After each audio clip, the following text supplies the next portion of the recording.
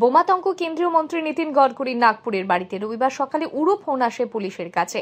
বলা হয়, বোমা বিস্ফোরণে কেন্দ্রীয় মন্ত্রীর ওয়ার্ধা রোডের বাড়ি উড়িয়ে দেওয়া হবে। কিছুক্ষণ বাদেই ঘটবে বিস্ফোরণ। এরপরে হুলস্থুল পড়ে যায় গোটা শহরে। শুরু হয় মন্ত্রীর বাড়ি এবং আশপাশের অঞ্চলে বোমার খোঁজ। এই প্রসঙ্গে ডিসিপি ঋষিকেশ রেড্ডি জানান, সকাল ৯টা নাগাদ ফোন আসে নাগপুর পুলিশের এমার্জেন্সি হেল্পলাইন নম্বর ১১২-তে।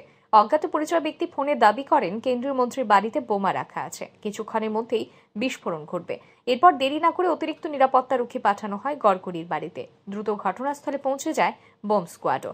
যদিও শেষমেশ কিছুই মেলেনি। উড়ো ফোনের ঘটনায় প্রতাপনগর থানায় মামলা রুজু হয়।